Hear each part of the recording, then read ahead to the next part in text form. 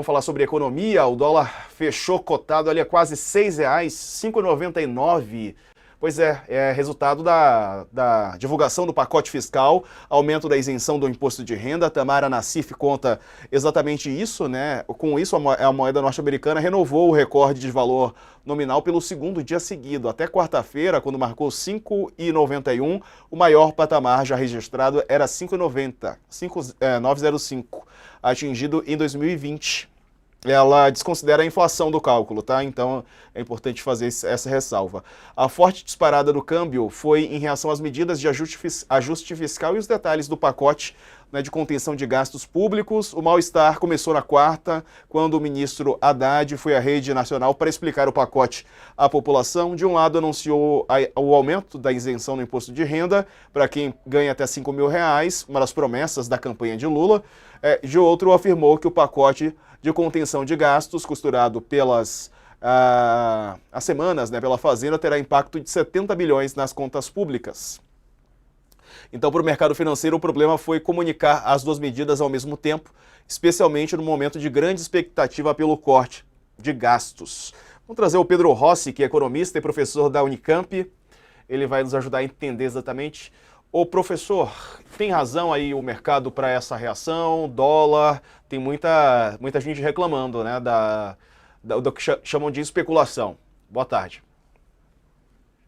Boa tarde, gente. Olha, eu acho que há um superdimensionamento do papel do mercado e da atuação do mercado na economia. O mercado faz espuma no vento, certo? Do ponto de vista do curto prazo, ele tem convenções, sim, que fazem movimentos especulativos que geram volatilidade e desvalorização cambial. Mas isso não resiste ao longo prazo. No médio e longo prazo, o que determina a trajetória do câmbio é principalmente o cenário externo, é o diferencial de juros, é a estrutura da economia brasileira. Então, veja, o que o mercado está sinalizando hoje, e eu acho que há sim uma convenção com relação ao debate fiscal, ele não deve ser considerado a ponto do Ministério da Fazenda recuar aqui ou ali, ou do governo ceder a determinadas pressões, né? O mercado está sempre insatisfeito com o montante de corte. Foi 70 bi, mas eles estão reclamando. Mas se fosse 100 bi, eles reclamariam do mesmo jeito. Se fosse 200 bi, haveria reclamação também, né? Ou seja, há uma coisa insaciável do mercado com relação aos cortes de gasto. Então, eu vejo essa movimentação do mercado como algo que é supérfluo do ponto de vista estrutural. A gente não tem que considerar isso ou sobredimensionar a importância desse fator no debate econômico brasileiro. Professor, eu ouvi de um analista do mercado. Primeiro, eu queria parabenizá-lo pelo que o senhor está falando, porque é muito difícil a gente ouvir um economista falando que, olha, o mercado não está com essa bola toda, né? A maioria diz, tem que seguir, tem que fazer, se ajoelhar e fazer o que o mercado está pedindo. Eu ouvi de um operador do mercado o seguinte: o problema foi mais a forma do que o conteúdo. Eu achei engraçado. Quer dizer, a forma por quê? Porque ele anunciou esse corte, essa que vai, que quem ganha até 5 mil vai ser isento de pagar imposto de renda. E o mercado não gostou disso, e aí, por causa disso, está criticando o pacote. E o pacote é um pacote de 35 bilhões agora, esse ano, 35 bilhões de corte no ano que vem, que é mais ou menos o que o mercado vinha pedindo. Se eu não me engano, o mercado queria algo entre 30 e 50 bilhões. Então é mais ou menos o que está dentro do que o mercado vinha pedindo. Mas agora, não. Não por causa da forma. A forma de botar, de dar uma compensação aos pobres. É o absurdo dos absurdos. O senhor acha que foi isso? Foi. E acha, a outra questão que eu queria saber do senhor é: o tamanho do pacote é razoável? Ajuda a resolver? Resolve? Não resolve? Que é a questão substantiva.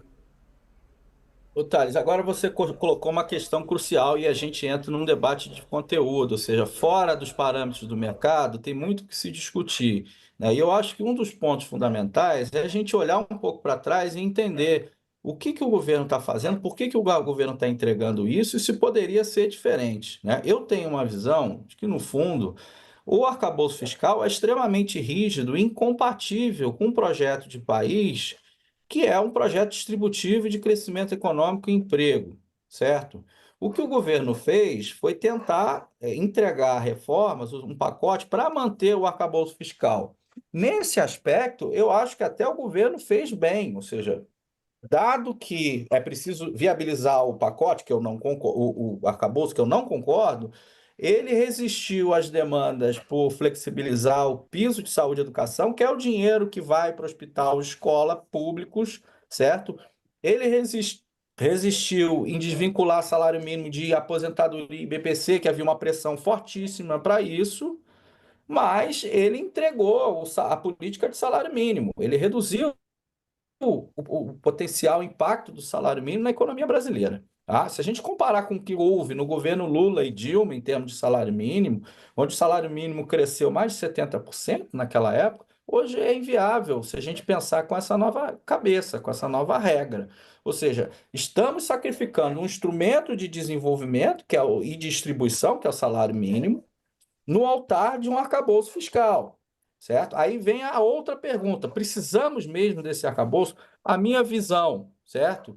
Eu acho que nós fomos pautados pela ideia e pela necessidade de um teto de gastos, coisa que não acontecia antes. No governo Fernando Henrique não havia teto de gastos, no governo Lula e Dilma não havia teto de gastos, a dívida pública no governo Lula caiu, os superávites eram enormes no primeiro e segundo. E agora, de um tempo para cá, se veio com essa ideia que é imprescindível controlar os gastos e que os gastos não podem crescer acima de 2,5%, enquanto no governo Lula crescia 4,5% ao ano e permitiu expansão de saúde, de educação, de benefícios sociais, etc. Então, essa é a discussão que está por detrás disso tudo, né? Então, no contexto de que nós estamos apertados por um arcabouço, o governo fez uma declaração que pelo menos salvou algumas partes, entregou outras, mas salvou umas partes. Mas no contexto mais geral, em termos de qual é o projeto de desenvolvimento, a palavra desenvolvimento não está sendo mais discutida. O que se discute é corte de gastos, é estabilização fiscal, não é emprego, desenvolvimento e crescimento. Então, eu acho que aqui a gente tem que separar a discussão. Evidentemente que o mercado queria que o governo entregasse muito mais e o governo conseguiu resistir em alguns aspectos. Mas, de outro lado, cumprir o ritual do arcabouço fiscal vai exigir uma contradição, que é justamente compatibilizar uma agenda pró-distribuição e pró-crescimento com outra agenda que é de redução do Estado.